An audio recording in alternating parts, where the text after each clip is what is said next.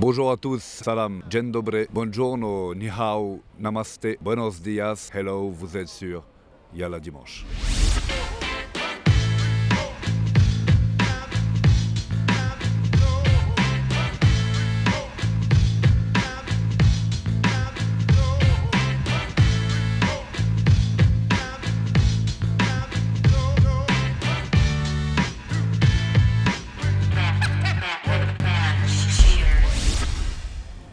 Yalla Dimanche, c'est quoi? C'est une émission itinérante, animée par les citoyens, pour les citoyens.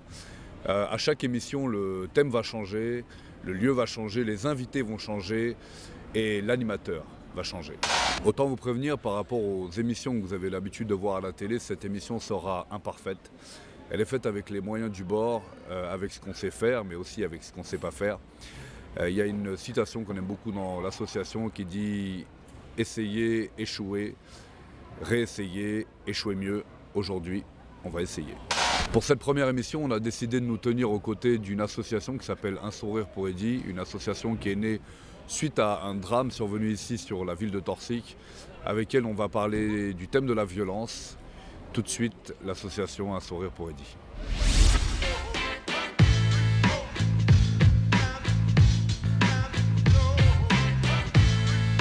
Nous sommes donc avec Béatrice et Mafoudia, donc Béatrice qui est présidente de l'association Un sourire pour Eddy et Mafoudia donc vice-présidente. Voilà. Déjà pour commencer l'émission, on aimerait bien savoir un petit peu où on est là aujourd'hui et ce qu'on y fait, quoi. Donc on est sur la place des rencontres à Torcy, à l'Arche-Guédon. Qu'est-ce qu'on y fait? C'est une journée de lutte contre la violence. Donc je rappelle un peu l'association Un sourire pour Eddy, c'est une association qui lutte contre toutes les formes de violence. Et ça fait partie d'une des actions qu'on mène cette journée, qui se nomme le temps d'un échange. C'est un moment de partage, de rassemblement, d'union, d'échange entre tous les Torsiens et tous ceux qui se sentent concernés par cette cause pour délivrer un message d'espoir, de paix et satisfaire tout le monde. C'est pour ça qu'on a un tournoi de foot, des activités pour les enfants. Demain encore s'annonce une belle journée d'échange et de partage où il y aura plusieurs activités. Et donc voilà, aujourd'hui il y a le tournoi de foot et il y a des jeux de sensibilisation, cours de Zumba, initiation au graphe, plein d'activités pour que tout le monde soit content et pour égayer cette journée. Donc là c'est une des actions justement que développe aujourd'hui l'association. Est-ce qu'il y a d'autres choses que vous faites dans le courant de l'année justement pour travailler autour de cette question de la violence? Les spots de prévention, ça on l'a réalisé dès le début de la création de l'association. On avait appelé ça des spots publicitaires, mais c'est plus des spots préventifs. Et là, il n'y a pas longtemps, en partenariat avec Innovaction, nous avons réalisé un spot préventif assez émouvant, assez touchant, pour essayer de sensibiliser, de toucher toute personne. Et ça a bien fonctionné, il y a eu beaucoup de retours positifs par rapport à ce spot préventif. Justement, on va se faire un petit point justement là-dessus, une petite interlude en regardant de quoi a l'air ce spot préventif tout de suite.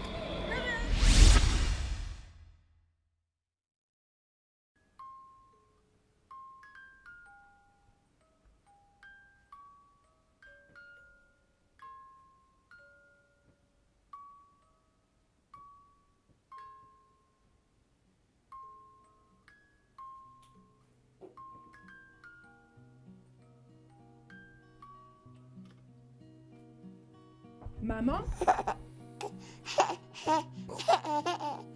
Papa?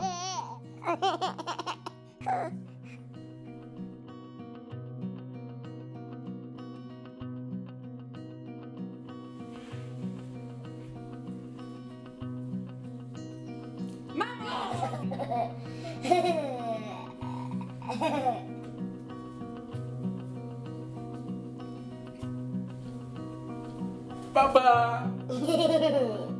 Papa!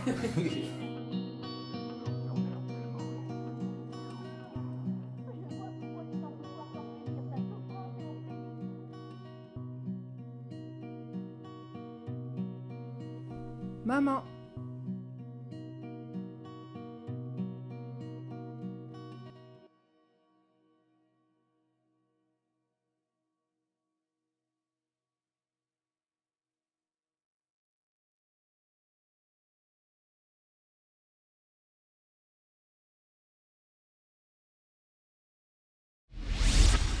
franchement, ce spot préventif, c'est le profond de notre... Enfin, c'est vraiment le cœur de notre travail aussi parce que les jeunes, ils voient...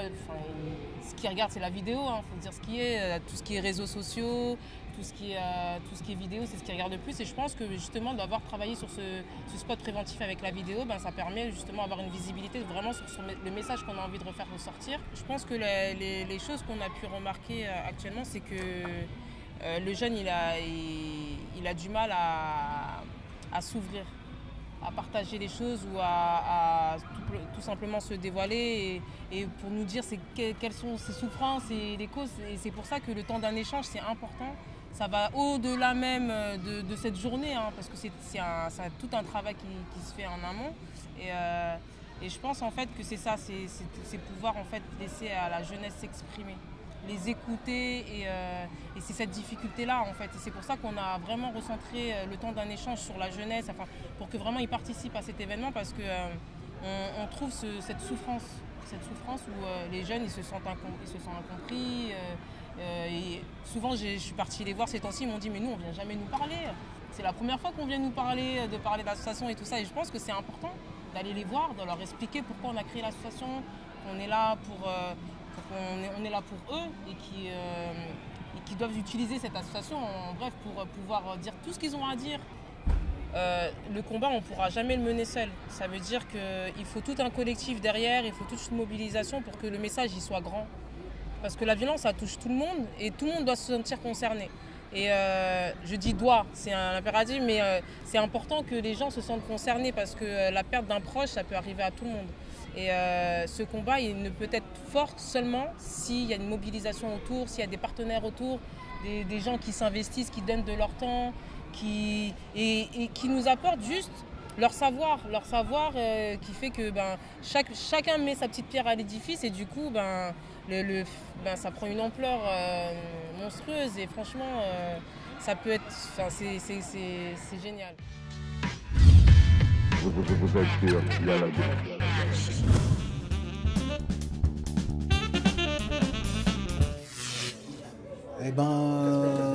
Déjà j'ai beaucoup de messages, je pense que toute ma carrière elle va dans ce sens-là contre la lutte contre la violence gratuite, pas contre la violence de manière absolue, parce que c'est quand même un sujet délicat, j'estime qu'on a quand même le droit de se défendre quand même, mais je pense que tout au long de ma carrière j'ai écrit des morceaux pour essayer d'enrayer le plus possible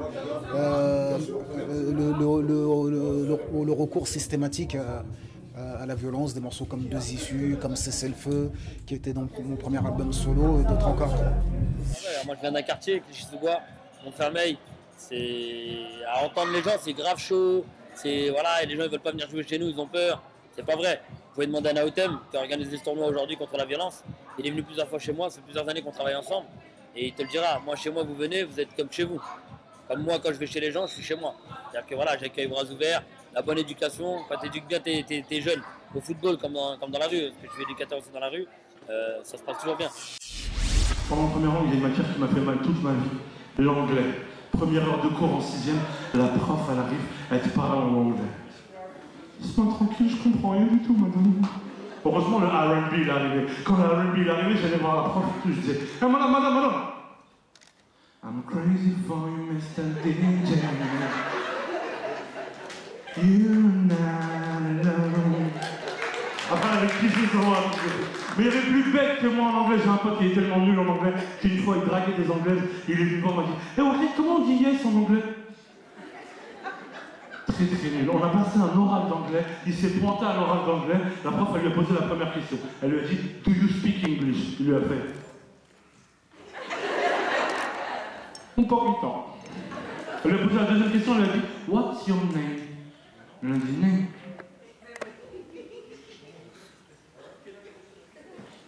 Mais mon poulet, mais mon crevette. Vous êtes sûr, il y a la Tout au long de l'émission, on va essayer d'approfondir un petit peu cette question justement de la violence à travers les différents invités, les différentes interludes vidéo qu'on va pouvoir faire pour connaître les points de vue des jeunes, des acteurs associatifs, des parents sur cette question de la violence. Et avant tout, on va donc inviter les deux grands partenaires de cet événement qui sont les associations Évasion Urbaine et EBAG.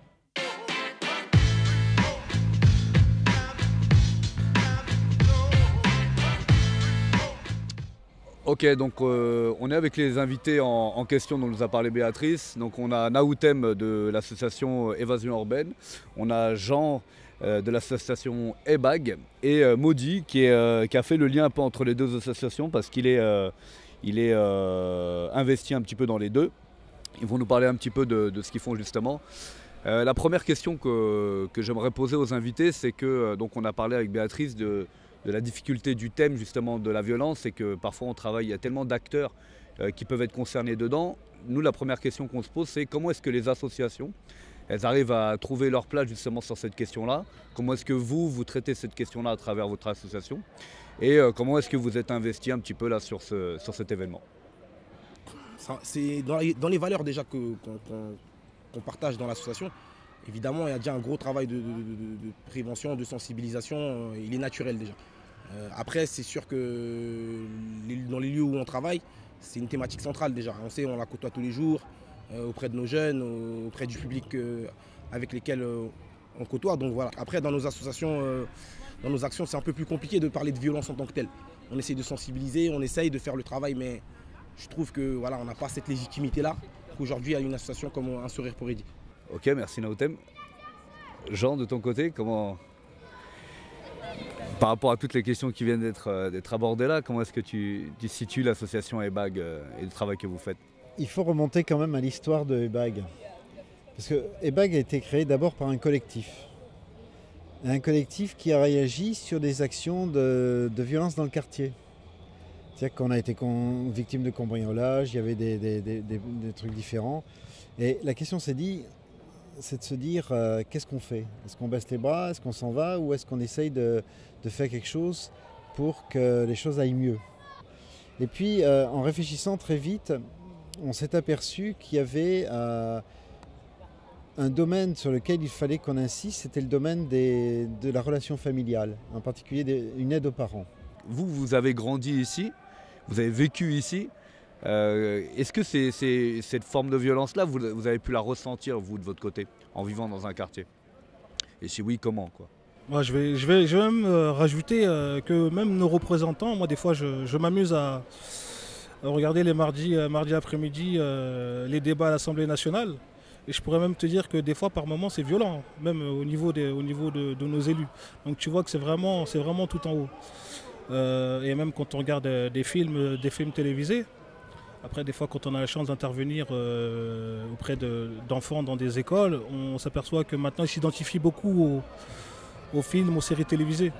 Et pour eux, maintenant, un film où il n'y a pas de violence, où il n'y a pas de bagarre, où il n'y a pas de coup de feu, c'est pas un bon film.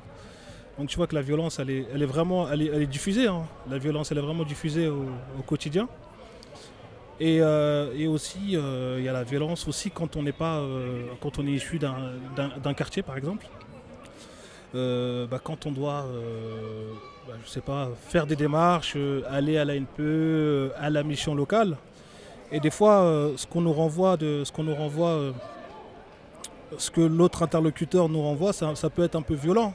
Parce qu'on n'est pas armé, on n'est pas affronté à entendre ou à recevoir tout ça. Donc tout ça, ça peut être aussi une forme de violence. Je dirais pas déjà que les gens, il y a des familles qui sont en campagne. Je travaille aussi avec des jeunes qui viennent des milieux ruraux où il y a des familles qui sont vraiment dans des situations assez critiques où il y a une grande violence dans les familles. Donc la violence n'est pas propre seulement au quartier. Par contre, la densité des populations fait qu'elle est plus visible. Elle s'exprime avec plus de force ou avec plus de rage parce qu'il y a plus de monde dans le quartier, parce qu'on est concentré, parce qu'on est plus... Voilà. Après, moi je dirais que pour avoir grandi dans un quartier et tout, cette violence-là, on la voit, elle est quotidienne. Elle est quotidienne parce qu'on est tout le temps ensemble, parce qu'on est les uns sur les autres, parce que c'est tendu, parce qu'on on voit que les parents galèrent, ils souffrent. Et donc, elle s'installe peu à peu dans le rythme de vie, dans ce qu'on appelle dans nos conditions de vie. elle devient quasi naturelle, comme j'aime à le dire. Mais en fait, c'est là le problème. Et on devrait se battre justement pour qu'elle ne le soit pas.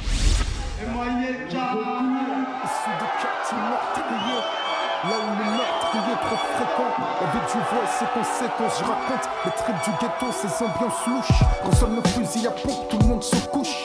Pas un voyou qui fasse long feu, t'es prévenu. À peine tu viens d'ouvrir les yeux que t'es détenu. La mort ou la prison, t'as deux issues. L'histoire se répète et tu crois être le plus vicieux. Tu veux grimper par n'importe quel procédé. T'es donc sujet à de judiciaires procédures. La route te guette, mec, les flics aussi. T'as peut-être déjà vendu une baguette à un vilsi. Entre les traites et les balances, tu te balances comme sur un fil. Ta carrière peut prendre fin sur un coup de fil d'une balance. Un mec si tu es mal et passe à table. Ton numéro d'écrou remplace celui de ton portable. Là, tu connais l'envers du décor. La prison est son univers hardcore. Des fois, on peut se poser aussi la question s'il n'y a pas des formes de violence qui peuvent être productives, c'est-à-dire des formes de violence positives. Il y a un boxeur qui vient sans violence, sans vouloir se confronter à l'autre, exercer sa force contre l'autre. Est-ce qu'il peut vraiment exercer son art? Est-ce qu'un battle de danse sans volonté de violence, c'est-à-dire d'aller se confronter à l'autre, est-ce que ça fera un battle tel qu'on les connaît aujourd'hui, avec toute l'énergie que ça peut avoir? Est-ce qu'il n'y a pas des formes de violence positives comme ça? Déjà, on va dire dans la forme physique des choses, à partir du moment où il doit y avoir une évolution, la transcendance suppose vraiment une forme de violence. Pour se dépasser, pour se transcender, on va dire la violence est liée déjà. Donc je pense que l'homme, pour se construire, a eu besoin tout le temps de se battre contre la nature, contre l'autre aussi. Donc ça fait partie maintenant, dans quel cadre et dans quelle limite. C'est ça qui est le plus dur, d'essayer de garder, de borner cette violence. Sinon, ça peut aller très vite, très loin. Et voilà, il n'y a plus de limite, justement, et c'est ça le plus dur. Et là où lorsqu'il n'y a plus de limite, c'est là où on se perd. Et donc il faut vraiment essayer de cadrer cette violence-là dès le plus jeune âge. Par rapport à la violence, moi je retiens l'expression « fais-toi violence ». Fais-toi violence pour aller au-delà de ce que tu es, aller au-delà de tes limites. Je crois que la violence, c'est pas quelque chose de complètement négatif. Je pense que quelquefois, il faut l'utiliser comme un moteur. Mais comme disait Naoutem, jusqu'où aller, quoi. Comment l'apprendre? C'est pour ça que je disais que dans la famille, c'est un lieu aussi où on apprend à limiter cette violence-là. Mais dans la vie de tous les jours aussi. Ok, merci. La dernière question, elle va être pour toi, Maudit. Du coup, en fait, donc là, il y a tout un travail que les acteurs associatifs comme vous peuvent faire au quotidien auprès des jeunes. Est-ce qu'à un moment donné, comment est-ce qu'à un moment donné, on peut les rendre responsables aussi de l'image qu'ils pourraient donner d'eux-mêmes, quoi? Mais comment on donne envie à un jeune de sortir de ça, de cette fiction-là, quoi? En fait, c'est en lui, je pense, c'est en lui ouvrant les yeux. Après, tout à l'heure, je parlais d'identification, c'est s'identifier aux bonnes personnes. À chacun, à nous, aux médias, à tout le monde d'identifier, de montrer les bonnes personnes. Le but aussi de nos actions, de ce qu'on fait, c'est de rendre le jeune acteur et de l'émanciper. Donc après, ça passe par, faut le rendre autonome et il faut le rendre responsable. Et quand on essaye de rendre un jeune responsable, on lui explique, on lui montre certaines choses. Après, ça passe aussi, comme on l'a dit, ça passe aussi par nous-mêmes. Par nous-mêmes, par les acteurs, ça passe par tout le monde.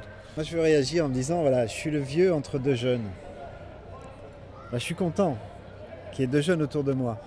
Parce que je me dis, voilà, c'est eux qui sont capables. Là, voilà, c'est eux qui sont capables de relever le défi. Et je suis content d'être là, au milieu d'eux. Je crois que c'est important qu'on puisse mettre des mots MOT pour combattre les mots MAUX. Hein? Je crois que c'est important de faire ça. Et aujourd'hui, avec un sourire pour Eddy qui joue là-dessus, qui essaye de vivre ça, je crois que c'est pour ça qu'on soutient à fond. Parce que c'est des jeunes aussi. Et je crois que c'est important que les jeunes puissent trouver leurs propres mots pour exprimer ça. Donc bravo à eux. Je leur dis bravo. Hein. Bravo à tout le monde.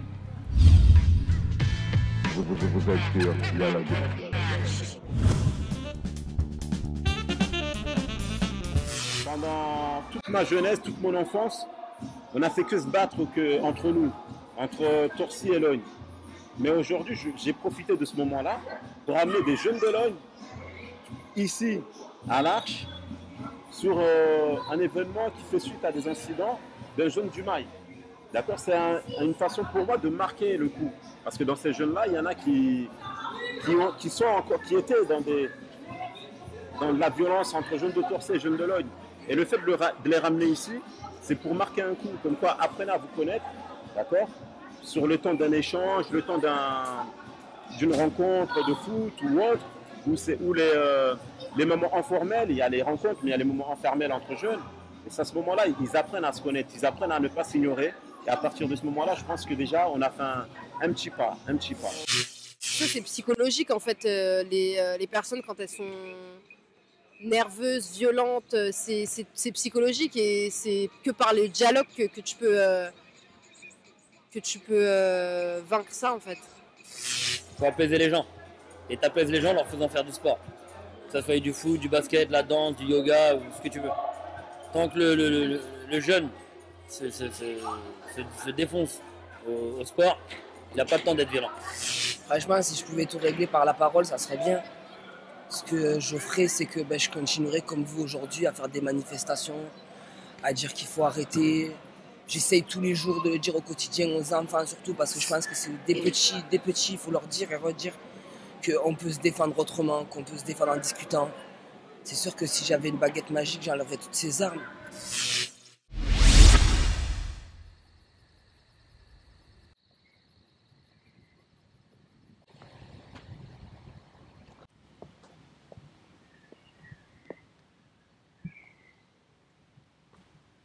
Parce qu'il est temps de s'élever contre la violence.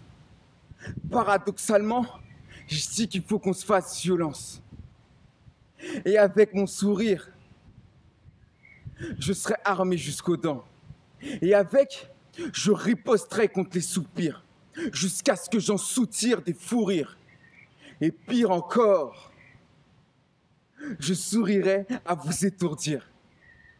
Est-ce que vous voyez le délire ? Mon but est de propager l'amour, comme si ma vie en dépendait chaque jour. Parce que la vie est un aller sans retour. Autant faire le bien sur son parcours. Et à chaque sourire, mon cœur s'ouvre pour renforcer ma bravoure et me permettre de tendre la main vers d'autres lendemains. Mais chaque acte a ses conséquences. Chaque mot a ses conséquences. Donc face à ceux qui perdent patience, je répondrai en silence. Et si on faisait un petit peu plus preuve de prudence, pardonnez-moi, et si on faisait preuve de bon sens, qu'on fasse connaissance dans les deux sens. Et ça, juste une seconde, juste un instant, juste le temps d'un échange.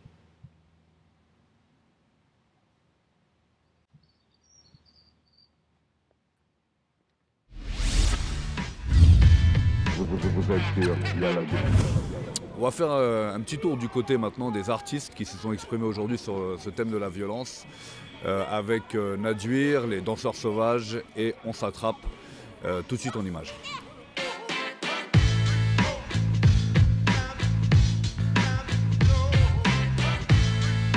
Donc comme convenu, on est avec les artistes là qui vont s'exprimer durant toute la journée sur ce thème de la violence. Donc je vais commencer par vous les présenter les uns après les autres. Donc il y a Amina qui est juste ici, qui donc fait partie de la troupe On s'attrape, donc un collectif de théâtre. Naduir qui est juste là, qui est auteur-interprète autour de la discipline du chant parlé. Il y a Espérant qui est juste là, qui est le fondateur de l'association, ou plutôt le collectif de danse Danseurs Sauvages. Et donc Kaou qui donc travaille en binôme avec Amina juste ici et qui fait également partie de l'association On s'attrape. On va commencer peut-être par Amina, juste de savoir, Amina, ce qui vous a poussé aujourd'hui, vous, votre collectif, à vous investir au sein de cette manifestation? Alors en fait, nous, le thème de la violence, on a déjà travaillé dessus au début de la création de la troupe il y a 3 ans. Donc nous, c'était plus voilà, la violence dans les quartiers, donc on a fait des pièces là-dessus. Nous, voilà, dans la troupe, on est en contact presque permanent avec les jeunes et le fait qu'on s'inscrit dedans, ça les motive eux aussi de venir, de voir ces choses-là. Et quel impact ça a eu justement le travail que vous avez fait autour de la violence chez les jeunes? Comment ils ont accueilli justement cette pièce-là? Les premières réactions, c'est que j'ai l'impression qu'ils ne s'attendent pas vraiment qu'on aille jusqu'au bout. Et le fait d'entendre ça, ça leur permet eux de s'exprimer là-dessus. La violence, ça reste toujours dans le silence. On n'en parle pas. Les jeunes, ils la vivent, mais ils ne vont pas les dire « oui, moi j'ai été victime de violence ». Ça ne se dit pas, ça ne se fait pas. Nous, on travaille avec un public ado, des collégiens. Des fois, voilà, c'est entre eux, c'est cru. Donc le fait de voir leurs animateurs qui font une pièce là-dessus, qui en parlent, et ben eux, ça leur donne comme un espace de parole. La même question de ton côté, est-ce que tu as investi aujourd'hui là au sein d'un temps d'un échange? Déjà, je pense que déjà en tant qu'artiste, j'ai la possibilité de véhiculer et de transmettre des messages. Et moi personnellement, j'ai l'ambition de prôner l'unité. Donc à ce moment-là, moi je dis pas que je suis un militant associatif pur et dur. C'est juste qu'on m'a permis la possibilité de pouvoir militer pour cette cause qui est de combattre la violence et pas que ça. C'est pas uniquement combattre la violence, mais aussi transmettre un réel message d'amour et d'espoir entre nous et dans chacun de nos vies. Juste pour terminer, sur la discussion aussi d'avant, il y a donc Jean de l'association EBAG qui disait que ce qu'il fallait arriver à développer chez les jeunes, c'est le goût des mots, tu vois, pour pouvoir dire les choses. Donc tu en parles aussi, Amina, d'arriver à écrire, de dire les choses, d'exprimer les choses, plutôt que de passer à l'acte. Qu'est-ce que c'est qui t'a amené, ou comment est-ce que tu as développé cet amour des mots de ton côté? Pour moi, c'est avec cette manière-là que j'arriverai le mieux à m'exprimer. Et c'est en cela que pour moi que c'est important. J'aurais pu faire du football et m'exprimer d'une autre manière. Mais pour moi, les mots, c'est ma manière de... Parce que ça a un sens en fait pour moi. Chaque mot a son sens, chaque syllabe a son sens. Parce qu'il suffit qu'on change une syllabe et une lettre et c'est plus le même mot. Et c'est en cela que je trouve aussi intéressant et que je prends du plaisir à manier les mots tout simplement. Ouais, voilà. Est-ce que la danse hip-hop sent de la violence, c'est-à-dire le fait d'aller au contact de l'autre, de provoquer l'autre, de surpasser l'autre, de se surpasser soi-même? Est-ce que ça reste de la danse hip-hop? Est-ce qu'il n'y a pas une forme de violence positive parfois? Et battle, ça veut dire combat en fait, mais combat de la façon danse. Ça veut dire des fois dans des battles, il y a des équipes qui s'aiment pas, qui ont envie de se battre. Qu'est-ce qu'ils font au lieu de se battre? Ils utilisent la danse, ils utilisent cette chose-là. Il y a un proverbe qui dit que la violence, c'est un manque d'orthographe, de vocabulaire en fait, si tu veux. Donc voilà, pour moi, aujourd'hui, la personne qui en arrive à la violence, c'est une personne qui n'a pas de mots pour s'exprimer. Et justement, moi je pense qu'aujourd'hui, ce qu'il faut combattre, c'est ce genre de personnes-là. C'est comment on peut faire en sorte qu'ils puissent s'exprimer sans en arriver aux mains ou sans en arriver à la violence physique ou verbale, quoi. Donc voilà, aujourd'hui, c'est pour ça que je suis là, c'est pour combattre ça. Un sourire! Un sourire!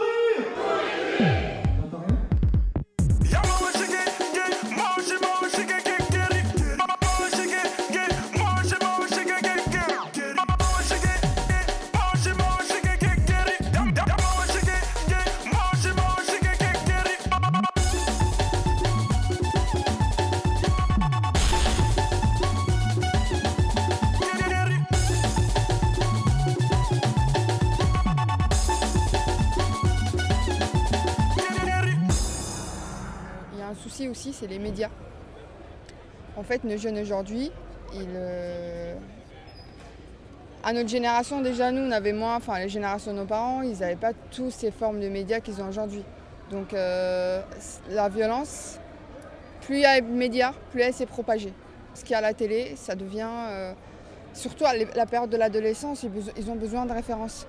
Et si chez eux, ils n'ont pas de bon exemple à suivre, vraiment quelqu'un qui les cadre, ou dans le quartier, des grands frères, des grandes sœurs, des éducateurs, peu importe, s'ils rentrent et que pour eux, ils suivent que ce qu'ils voient à la télé, donc ils se créent, en fait, à l'adolescence, on a besoin de se créer une bulle, de se créer un monde. Et si eux, ils tombent mauvais moment sur voilà, un monde rempli de violence, bah, d'un côté, voilà, c'est... On leur donne un scénario voilà, potentiel. On leur donne un qui pourrait scénario suivre. où rester dedans. Moi, je pense que c'est un réel problème d'éducation. Que aujourd'hui, en fait, tout simplement, les petits, ils s'éduquent avec ce qu'ils voient. Hein. Quand ils voient la télé, je sais pas s'ils tombent sur Scarface. Le grand frère, il était là, hop, il est tombé sur Scarface, il l'a admiré, ou il écoute du rap. Il admire le rap. Et c'est en cela que moi, je dis qu'en tant qu'artiste, si je veux vraiment donner une image et éduquer, on peut même éduquer avec notre art. Même au XVIe siècle, le théâtre c'était fait pour ça, les fables elles étaient faites pour ça, c'était pour éduquer les jeunes filles. Et moi, en tant qu'artiste, je peux aussi le faire.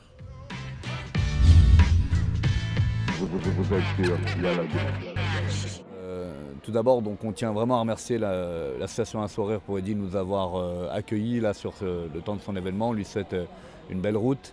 Et on va faire traditionnellement ce qu'on fait habituellement, c'est-à-dire qu'on va leur laisser le mot de la fin. Voilà, à très bientôt.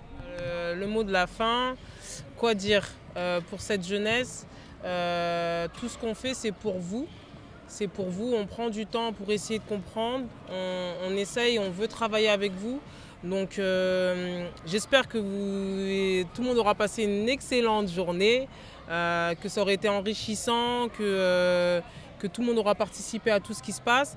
Et vraiment, en fait, faites en sorte que cette association perdure, excusez-moi, qu'elle puisse prendre de l'ampleur, qu'on puisse, puisse faire énormément de choses ensemble. Et seulement avec la jeunesse qu'on y arrivera, bien sûr avec toute la communauté aussi éducative, hein, que ce soit les parents, les éducateurs, les professeurs, mais vraiment que tout le monde se sente concerné par cette cause et qu'on puisse faire un travail profond ensemble pour que vraiment on puisse avoir certaines solutions. Je ne dis pas toutes les solutions parce qu'on ne va pas l'arrêter la violence, mais qu'on puisse trouver certaines solutions juste pour que la jeunesse soit un peu plus épanouie et qu'on puisse avoir en tout cas une certaine satisfaction de ce qu'on mène, parce que c'est vrai, on fait notre combat, on mène nos actions, mais il faut un petit résultat quand même, il faut qu'on puisse voir certains changements. Donc j'espère vraiment que par le biais de le temps d'un échange, des spots, des interventions milieu scolaire, de tout ce qu'on fait pour les jeunes, que ça va porter ses fruits. Nous, ce qu'on voudrait vraiment, c'est que les jeunes entendent ce message qu'on essaie de faire passer pour vraiment arrêter cette violence, vraiment, qui touche vraiment tout le monde. Continuez de soutenir l'association, venez participer à nos différentes actions. On est là pour vous, on est là pour vous écouter. Venez nombreux. Merci en tout cas à tout le monde, à tous ceux qui se mobilisent.